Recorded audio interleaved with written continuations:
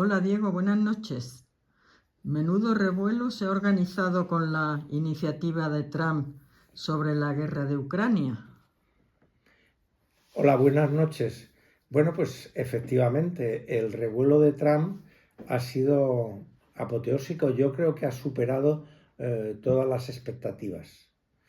Realmente yo lo veo con bastante intranquilidad, porque en diplomacia y en la solución de conflictos, cuando sobre todo hay muchos muertos por delante, el acudir a soluciones espontáneas fáciles, sin tenerlas muy pensadas, maduradas y consensuadas, es muy complicado. Por lo menos eso nos enseña la historia de las relaciones internacionales. Mucho más en estos momentos que estamos ya viviendo prácticamente 75 años desde que acabó la Segunda Guerra Mundial y había un sistema de solución de conflictos realmente basado más en el multilateralismo y en el consenso que digamos en las soluciones impuestas a la fuerza. Es decir, la iniciativa de Trump con Putin, con su conversación con Putin, da la impresión de que se quiere llegar a un arreglo en la guerra de Ucrania prácticamente sin contar con los ucranianos, es decir, imponiéndoles una paz en la que ellos no tienen nada que decir. Entonces, esto a mí me parece muy complicado, digo fundamentalmente por lo que supone el número de muertos que han tenido los ucranianos desde la invasión rusa y después por el dar como perdido el sentimiento nacional ucraniano, que a mí me parece tan respetable como el sentimiento nacional que puedan tener los rusos. Entonces, en este sentido, te repito, yo lo veo con inquietud grande, porque realmente aquí hay dos grandes núcleos que están fuera, en principio, de este principio de arreglo, que es en primer lugar Ucrania y después Europa, que es la más afectada como aliada de Estados Unidos por esta guerra. Entonces yo creo que hubiera hecho mucho mejor el presidente de los Estados Unidos y su equipo, en vez de lanzar mensajes a priori de que Ucrania debe ceder territorios, etcétera, etcétera, de haber solicitado de Putin un alto el fuego total y también de Ucrania. Pero vamos, si hubiera obtenido el señor Trump un alto el fuego de Rusia, evidentemente los ucranianos tenían que aceptar ese alto el fuego. Una vez conseguido el alto el fuego total, es el momento de sentarse en la mesa de negociaciones y empezar a negociar. Pero a negociar en el plano de Trump como mediador. El gran pecado de un mediador está en ponerse de parte de uno de los contendientes, y aquí hasta el momento parece que el señor Trump está más del lado de Putin que del lado de Zelensky, y esto le invalida como mediador. Un mediador tiene que acudir a un protocolo restablecido ya por la experiencia diplomática de siglos, en donde hay que seguir unas ciertas pautas. Si no, no se puede llegar a una paz negociada duradera, sino que se llega, en el caso que estamos viendo, a una paz artificial que no será ni duradera ni eficaz en el tiempo. Y si no, ya lo veremos. A mí me da la impresión de que esto a Europa le va a afectar negativamente. ¿Tú qué crees? Bueno, esto a Europa le afecta muy negativamente porque además la Unión Europea está, digamos, es la principal afectada en esta situación. Evidentemente, dentro de la Unión Europea hay países más afectados, como son Polonia y países del este, anteriormente satélites de la Unión Soviética, y también los países bálticos, también completamente antes tutelados o dominados, digamos, por la influencia soviética. Entonces, evidentemente, en el ámbito de la seguridad, Europa está muy afectada.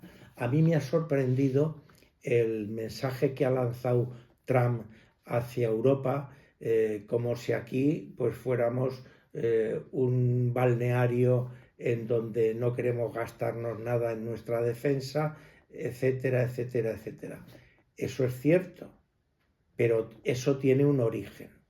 Y hay que recordar que esta situación, en principio, tiene una culpabilidad, si es que se quiere llamar culpabilidad, pero diría más una responsabilidad de Estados Unidos. ¿Por qué?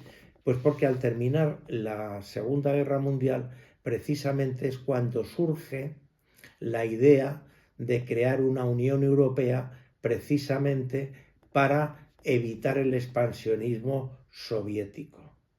Entonces, en principio, esta idea de agrupar los países que se habían enfrentado al eje ítalo-alemán en la Segunda Guerra Mundial, la idea nace del ministro francés de Defensa Schuman. Y la idea, en principio, es generar una Unión Europea alrededor de una política de defensa común y de diplomacia común. Entonces es la presión de los norteamericanos, apoyados con el Plan Marshall, diciéndoles a los europeos claramente que lo principal es reconstruir Europa, que Estados Unidos va a poner los dólares necesarios para hacerlo, pero que se olviden de la Unión Europea militar y diplomática, sino que hagan una unión de carácter económico y de carácter comercial. Y aquí es donde surge, digamos, esa derivada y se desecha la idea de Schuman de esa Europa con una defensa común y una política exterior común, y se va al primer embrión de la Unión Europea, que es el mercado común del carbón y del acero. Es decir, que esa tendencia de Europa a preocuparse de lo económico y dejar el asunto de la defensa tiene su origen en la presión americana, en el Plan Marshall y en el establecimiento de las bases norteamericanas en Europa, en un momento que Estados Unidos era la única potencia que poseía el arma atómica. Estoy hablando de 1945. Precisamente cuando la Unión Soviética consigue tener la bomba atómica, entonces en ese año de 1949 es cuando se crea la Organización del Tratado del Atlántico Norte, la OTAN. Y entonces ya se produce lo que es de todos conocido, que es la Guerra Fría, hasta el momento del derrumbe de la Unión Soviética en el año 91. Entonces, esta situación de Europa es una situación inducida por los propios Estados Unidos en el origen. Entonces, ahora, de repente, cuando surge la invasión rusa sobre Ucrania, hace 3 años, y entonces estamos en una colaboración de la política exterior norteamericana con la Unión Europea en la defensa de Ucrania, resulta que cambia el presidente de Estados Unidos y de golpe y porrazo se pretende que Europa, digamos, sea autosuficiente para su propia defensa. Esto en Román Paladino es dejarte completamente en pelotas. Es decir, que evidentemente Europa debe ser capaz de producir su propia defensa. Pero esto es una situación que no se puede hacer de la noche a la mañana o del día al día siguiente, y es una cosa que requiere un tiempo y requiere también una voluntad política. Entonces, me parece que los Estados Unidos aquí no se han comportado como un aliado leal. Y digo un aliado leal porque de entrada la guerra de Ucrania afecta, como digo, a Europa. La mayor parte o todos, casi todos los miembros de la Unión Europea pertenecen a la OTAN, y entonces en una decisión tan importante para la seguridad continental como es la guerra de Ucrania, el señor Trump, aunque sea el socio principal de la OTAN, ha obviado a la OTAN, ha obviado al Consejo de Europa, es decir, ha obviado a todos sus aliados. Entonces, esto no es, digamos, un asunto que fortalezca unas conversaciones de paz. Precisamente para que la paz sea duradera, insisto, hay que hacer participar a todas las partes implicadas y hay que buscar no un ganador o no un interés único, hay que buscar un consenso, que todo el mundo implicado sea capaz de participar en el avance hacia la paz, en la solución del conflicto. Ok, Diego, muchas gracias. Hasta mañana. Hasta mañana.